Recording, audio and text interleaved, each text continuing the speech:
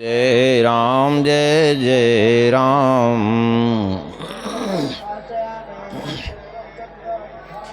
सीताराम जय सीताराम।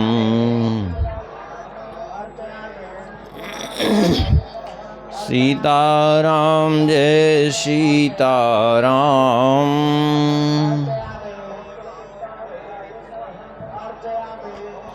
सीताराम जय सीताराम। सीताराम जय सीताराम। सीताराम जय सीताराम। सीताराम जय सीताराम। श्री सीतारामचंद्र भगवान की।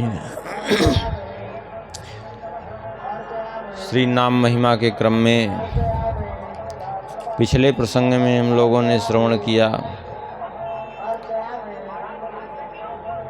नंदी पुराण का, श्री नंदीश्वर जी का, जो शिव गणों को श्री राम नाम की महिमा का जो उन्होंने उपदेश किया, उसके संबंध में आगे चलते हैं हम लोग इतिहास ग्रंथों में। इतिहास ग्रंथ क्या कहते हैं श्री राम नाम की महिमा के संबंध में।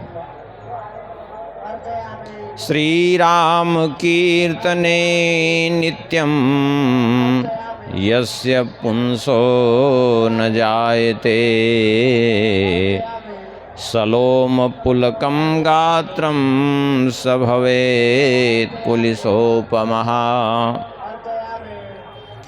कहते हैं श्री राम नाम का कीर्तन करने से, श्री राम नाम का स्मरण करने से यस्य पुंसो न जायते सलोम पुलकम गात्रम। श्री राम नाम का कीर्तन करने से जिसके रोम रोम पुलकित नहीं हो जाते, जिसका शरीर प्रफुल्लित नहीं हो जाता, शरीर में रोमांच नहीं हो आता, तो वो कैसा है? बोले सब भवेत् कुलिसोपमः। उसका हृदय वज्र के समान कठोर है। वज्र के समान कठोर हृदय है उसका। अब कहेंगे कि होता तो नहीं, पे क्या करें? बोले इसके लिए भी यही उपाय है, निरंतर श्री राम नाम का जप करता रहे और नाम महाराज से प्रार्थना करे, क्योंकि धीरे धीरे नाम जप के प्रभाव से ही वो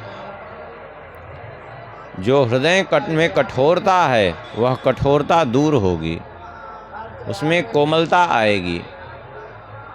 जैसे भूमि कठोर भूमि है, बहुत वर्षों से, सैकड़ों हजारों वर्षों से जुती नहीं है, अत्यंत कठोर हो गई है, लेकिन उस कठोर भूमि को क्या करे? बोले कठोर भूमि है तो भी जो है उसको यदि बार बार जोतना प्रारंभ कर दीजिए, बोना प्रारंभ कर, उसमें सिंचन प्रारंभ कर दीजिए, तो उस जोतने के प्रभाव से और उस सिंचन के प्रभाव से क्या होगा? वह कठोर भूमि भी कोमलता को प्राप्त हो जाएगी कि नहीं? और उसी भूमि में जो हजारों वर्ष से बंजर पड़ी थी, जो अत्यंत कठोर हो गई थी, वही बार बार जोतने से और सिंचन करने से वो इतनी कोमल हो जाएगी कि उसी में आप कोई भी बीज डाल दीजिए, अंकुरित हो जाएगा। होगा कि नहीं? ठीक उसी प्रकार से हृदय वज्र से सा कठोर है जिसका, और भगवान के नाम का कीर्तन करने पर भी, भगवान नाम लेने पर भी, भगवान नाम श्रवण करने पर भी यदि पुलकित नहीं होता है, तो अभी वज्र सा कठोर हृदय है। समझ लेना चाहिए कि अभी उस हृदय में भक्ति का अंकुर कैसे उदय होगा? संभव ही नहीं है। तो क्या करें? बोले बार बार जो है उस भूमि को श्री राम नाम रूपी कुदाल से लेकर के उस पर प्रहार करते रहिए, खोदते रहिए, उसको जोतते रहिए और श्री राम नाम कीर्तन रूपी जल से, सत्संग रूपी जल से उसको सींचते रहिए। धीरे धीरे वही भूमि की कठोरता दूर हो जाएगी और उसी भूमि में कोमलता आ जाएगी, सरसता आ जाएगी और उसी भूमि में भक्ति का अंकुर प्रस्फुटित हो जाएगा। उसी भूमि में भक्ति का बीज फूट पड़ेगा।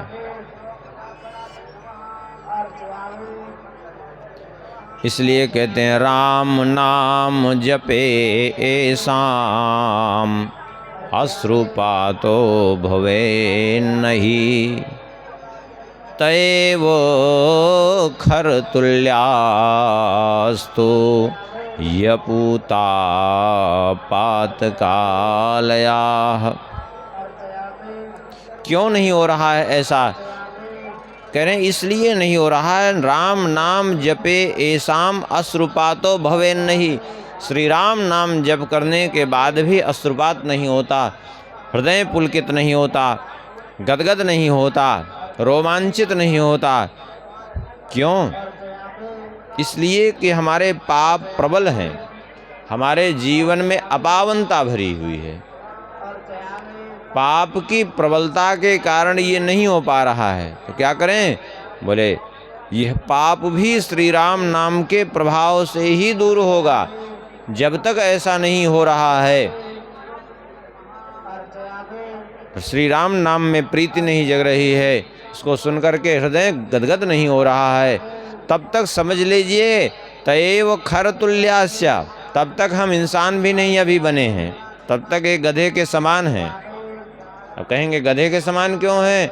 क्योंकि गधे के समान इसलिए हैं कि केवल संसार का बोझा ही तो ढो रहे हैं और क्या कर रहे हैं।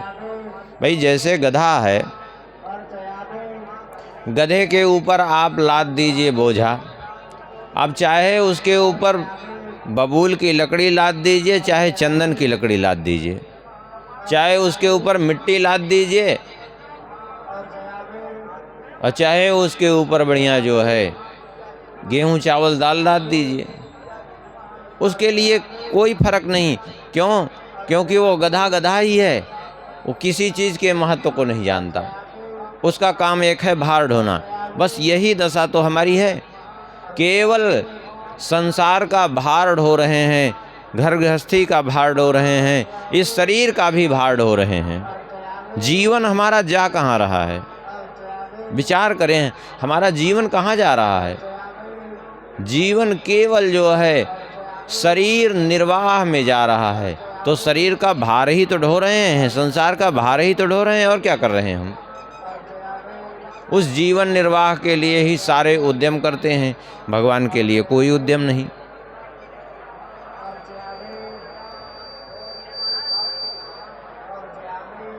कहने को तो यहाँ तक कह दिया, श्रुत्वा श्री राम नाम्नस्तो वैभवं पारमार्थिकं, स्रवते न जलं नेत्रा तन्नेत्रे वैरजो क्षिपत। कहते हैं श्री राम नाम के महत्व को सुनकर के, श्री राम नाम के यथार्थ तत्व को, उसके परत्व को सुनकर के नेत्र यदि हर्षित न हो जाएं, नेत्रों में यदि जल न भर आवे तो कैसे है? बोले वो तो नेत्र ऐसे ही हैं कि धूल डालने योग्य हैं, किसी काम के नहीं है वे नेत्र। क्यों? इसलिए किसी काम के नहीं हैं क्योंकि ये नेत्र जो भगवान के लिए लालायित नहीं रहते, देखा जाए तो कहीं न कहीं संसार के रूप के लालायित रहते हैं। आप स्वयं अनुभव कोई भी इस बात को कर सकता है, जो भगवान के दर्शन के लिए लालायित नेत्र नहीं हैं, वे संसार के रूप के लिए दर्शन के प्यासे रहते हैं। और संसार के रूप के लिए जो नेत्र तरस रहे हैं, वो क्या करते हैं? अपराध ही तो करते हैं, और क्या करते हैं? इसलिए कहते हैं ऐसे नेत्र से फायदा ही क्या है यदि भगवान के लिए वो न व्यथित हों, भगवान के नाम को सुन करके वे जल से भर न जाएं।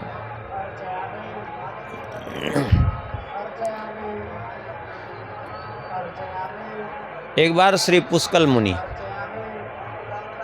विचरण करते हुए पहुंच गए नरक लोक में। ये ऋषि मुनि भी कहीं भी पहुंच जाते हैं। वहाँ नारकीय जीवों को पड़ा हुआ देख करके श्री महर्षि पुष्कल जी के हृदय में दया का संचार हो गया। इसीलिए अब रोक लग गई है कि वहाँ नरक लोक में कोई जीते जी न जावे। क्यों? क्योंकि ऐसे ऋषि मुनि जाए के अगर उपदेश करेंगे तब तो फिर नारकीय प्राणी वहाँ से छूट के बाहर हो जाएंगे। श्री पुष्कल मुनि पहुँच गए नरक लोक में सीधा घूमते घूमते, और वहाँ देखा जब नरक के जीवों की दुर्दशा देखी तो उनका हृदय भर आया और वहीं नरक के जीवों को उपदेश देना प्रारंभ कर दिया। श्री पुष्कल जी ने कहा, अहमप्यत्र नामानि कीर्तयामि जगत्पते तानि वः श्रेयसे नित्यं भविष्यन्ति न संशया। उन नरकवासियों से कहा, सुनो तुम लोग, ध्यान दे करके सुनो, मैं चल रहा हूँ यहीं पर कीर्तन करूँगा और तुम लोग प्रेम से सुनो, इससे तुम्हारा सब का यहाँ से उद्धार हो जाएगा, तुम सब छूट जाओगे। यमराज जी भी चक्कर में पड़े, कहाँ से समस्या खड़ी हो गई। पुष्कल जी ने कहा, बस अहमप्यत्र नामानि कीर्तयामि जगतपते, मैं चल रहा हूँ भगवान के नाम का कीर्तन करूँगा और तुम सब लोग तानि वः श्रेयसे नित्यम, उसको श्रवण करो, उससे तुम्हारा कल्याण होगा, इसमें कोई संदेह नहीं। भविष्यति न संशयः, कोई संदेह नहीं है। क्यों? क्योंकि अहो सताम संगमम अद्भुतम फलम परम पवित्रम नरकादिनाशनम कर्तव्यमेतद्धि सदैव सज्जनैः श्रीराम नाम्नि प्रभवेत् परारतिः।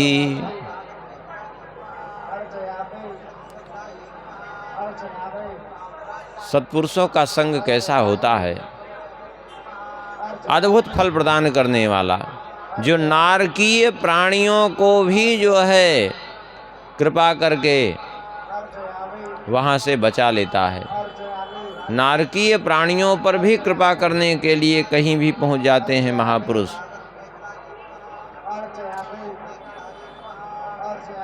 ये नारकीय प्राणियों को भी पवित्र करने वाला है सत्संग, महत्पुरुषों का संग।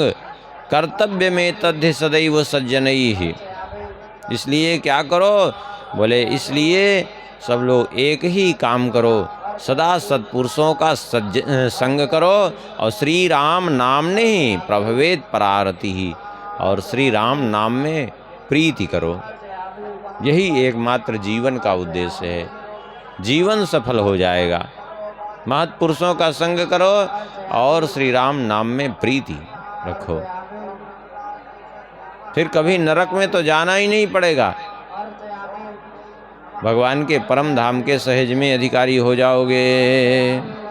क्योंकि सकृत संकीर्तितो देवः स्मृतो वा मुक्तिदो नृणाम् स्मरता महर्निशं नाम न जाने किम फलम भवेत्। एक बार श्री राम नाम का कोई कीर्तन कर ले, एक बार भी प्रेम से उनका स्मरण कर ले, ऐसे जीवों को भी भगवान सहज में मुक्ति प्रदान कर देते हैं। स्मृतो वा मुक्तिदो नृणाम, क्योंकि भगवान ने अपने नाम में संपूर्ण सामर्थ्य अपनी स्थापित की है। ब्रह्म राम की यावत शक्ति, राम नाम थापी करी युक्ति। साक्षात परब्रह्म परमात्मा की जितनी शक्ति है वह सब कहाँ स्थापित है? बोले राम नाम थापी कर युक्ति, श्री राम नाम में विद्यमान है। श्री राम जी आते हैं तो अपने लीला काल में, अवतार काल में सबको लेकर के परम धाम को जाते हैं एक बार। लेकिन श्री राम नाम का प्रभाव देखिए, चाहे वो लीला काल हो अथवा ना हो, सतयुग हो, त्रेता हो, द्वापर हो, कलयुग हो, सब समय जो है प्रकट है। इसी बात को गोस्वामी जी ने कहा, चहुँ युग चहुँ श्रुति नाम प्रभाव, कलि विशेष नहीं आन उपाओ। चारों युगों में, चारों वेदों में नाम का प्रभाव। कलयुग में विशेषता इसलिए कही गई कि कलयुग में दूसरा कोई उपाय भी नहीं बचा है, केवल नाम के अतिरिक्त। दूसरे उपाय को पकड़ेंगे तो केवल धोखा ही धोखा है, बस बाकी कुछ नहीं है। कलयुग में दूसरे उपाय में कुछ मिलना ही नहीं है। गोस्वामी जी ने तो बार बार इस बात की घोषणा की है।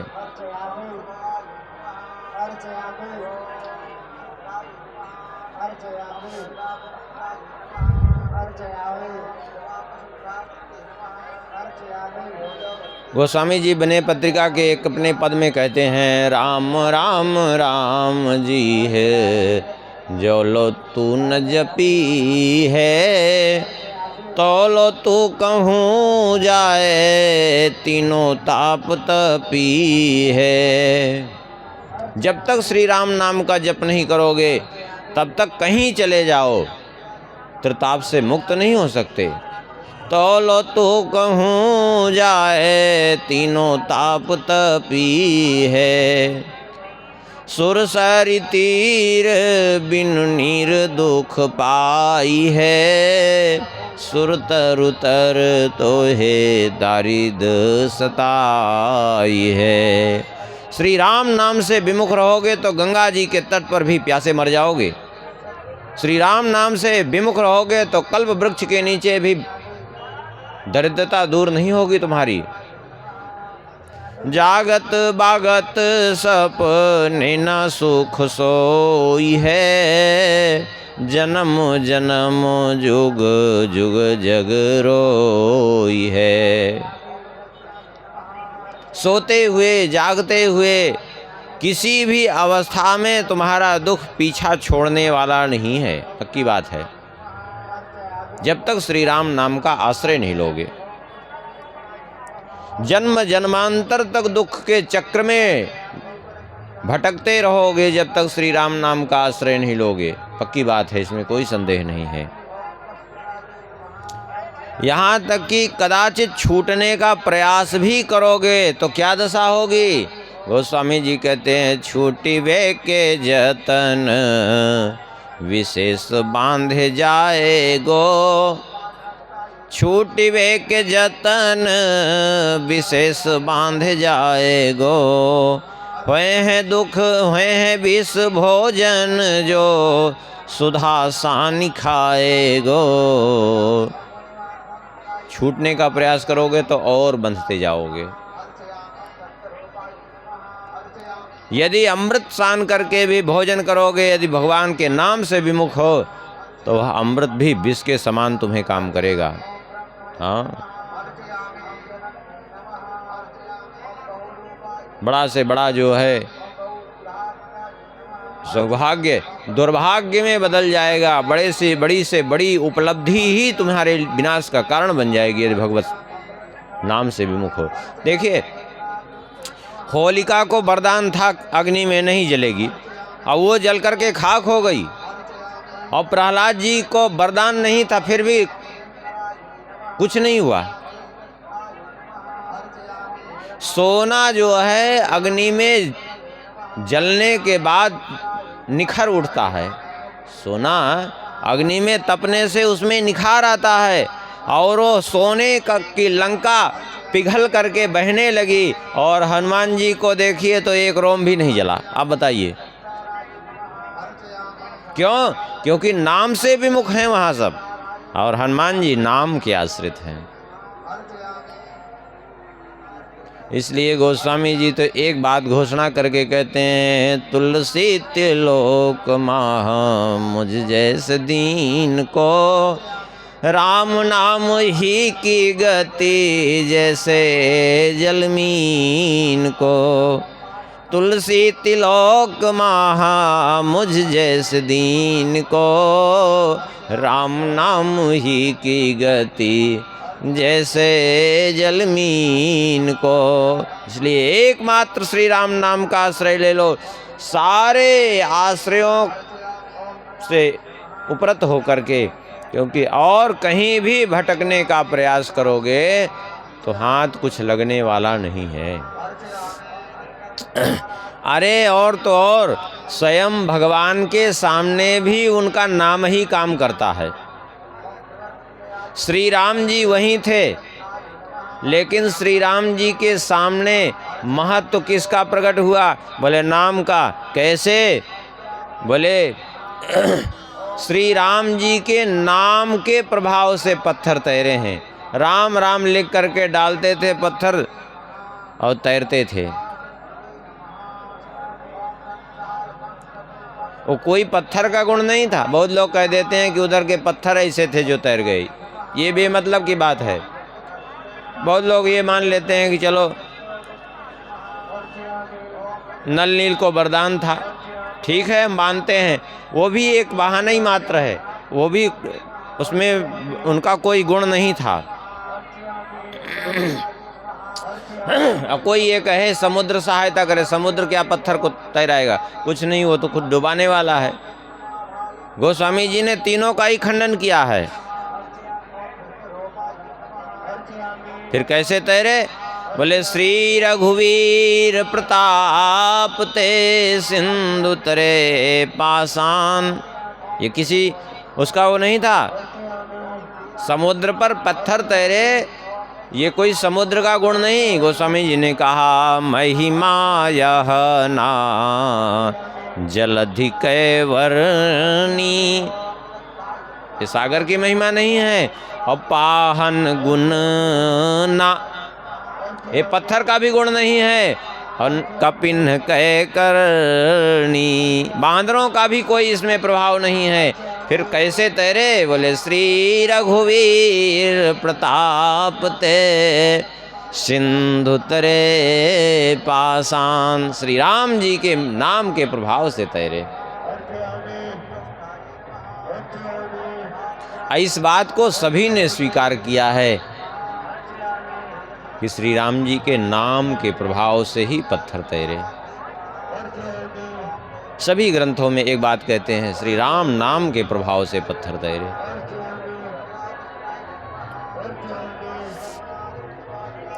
इसलिए कहते हैं सकृत संकीर्तितो देवः स्मृतो वा मुक्तिदो नृणाम स्मरतामहर्निशं माम न जाने किम फलम भवेत्। श्री राम नाम का प्रभाव ऐसा है, एक बार श्री राम नाम का कीर्तन कर लेने से भगवान उसको मुक्ति प्रदान कर देते हैं। तो स्मरतामहर्निशं नाम, तो जो रात दिन श्री राम नाम के कीर्तन में लगे हैं, कहते हैं न जाने किम फलम भवेत्, उसका कितना फल होगा वो कौन जाने। एक नाम में वह सामर्थ्य है कि वो संसार से मुक्त कर देने वाला है। तो रात दिन जो नाम स्मरण कर रहे हैं उनके फल का तो कहना ही क्या है, अर्थात वह अवर्णनीय है, वो वाणी का विषय नहीं है।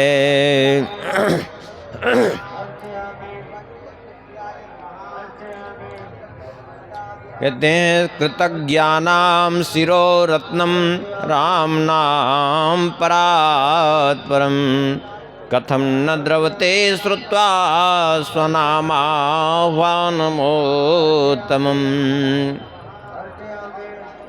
जो लोग दिन रात श्री राम नाम का स्मरण करते रहते हैं,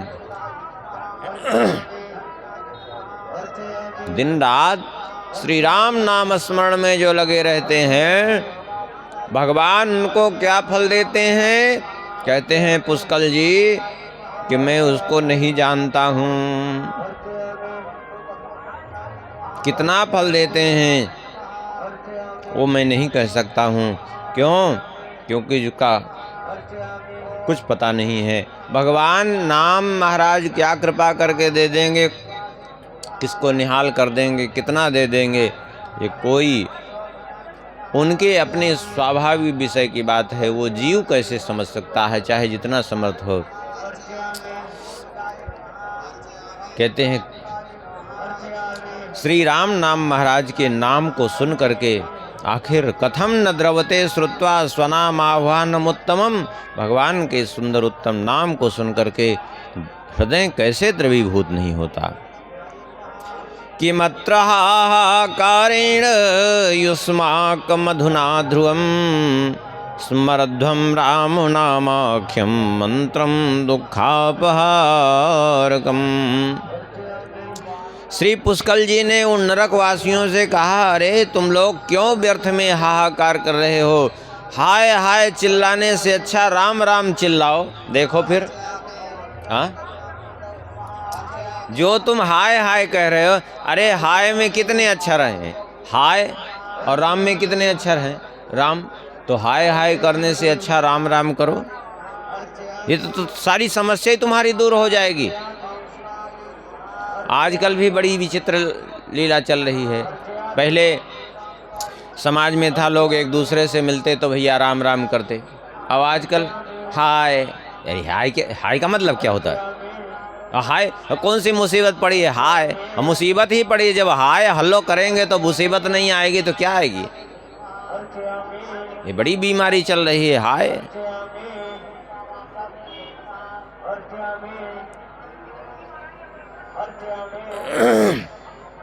अरे करना ही है तो श्री राम, जय श्री राम। एक दूसरे से मिलिए तो अरे नमस्कार और ये नमस्ते, ये सब भी कहने से अच्छा है सीताराम, जय श्री राम, इस प्रकार से उच्चारण करिए। अरे भगवान का नाम उच्चारण हो जाएगा भैया, राम राम।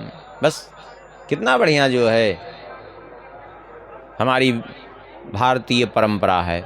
लेकिन अपनी भारतीय परंपरा से तो लोग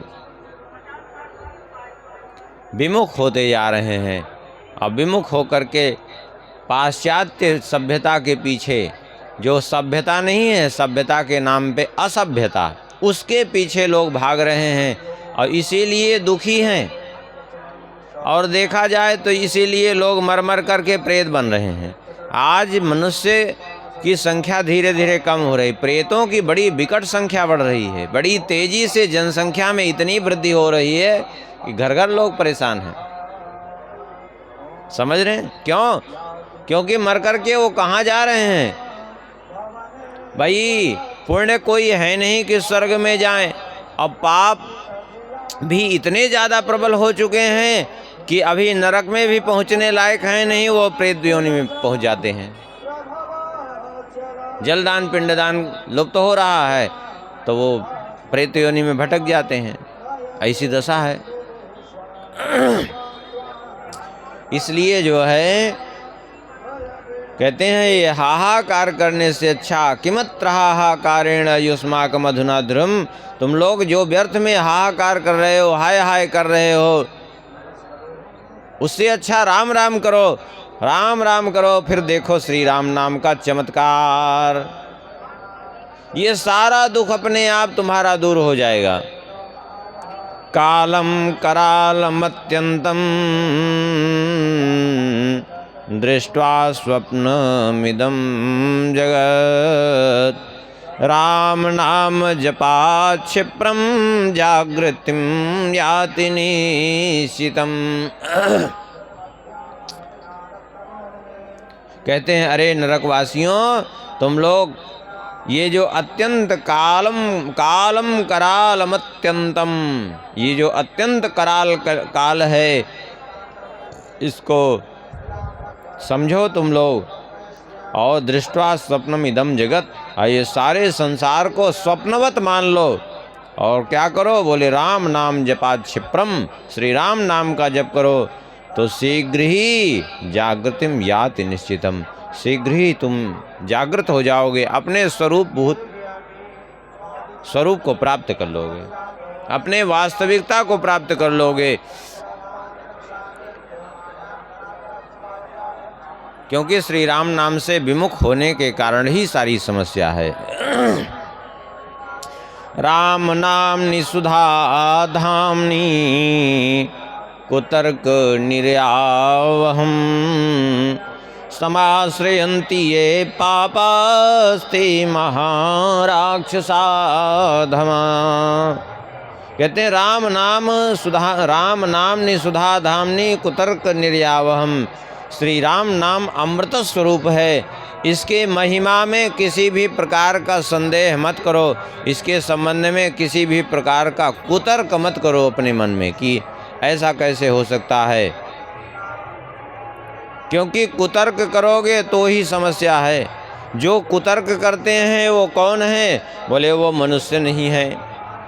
जो श्री राम नाम के संबंध में कुतर्क करते हैं, श्री राम नाम महिमा पर संदेह करते हैं, वो वास्तव में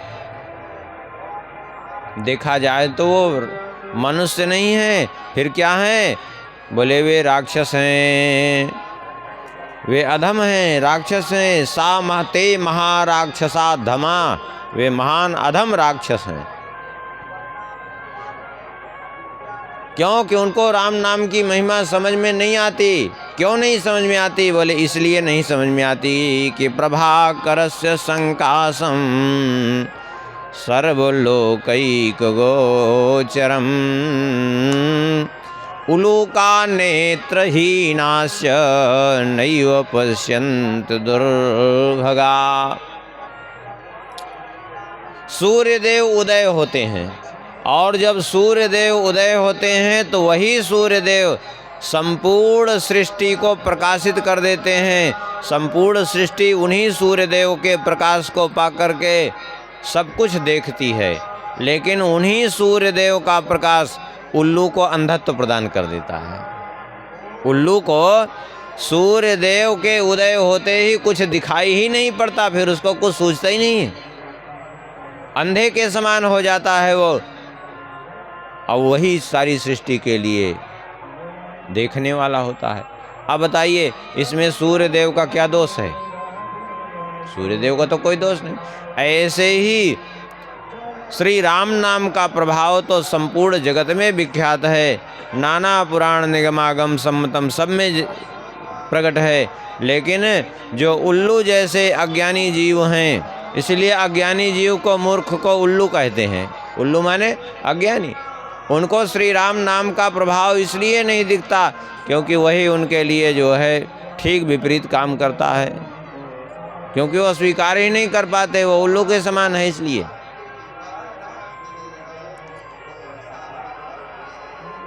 श्री सीताराम नाम महाराज की।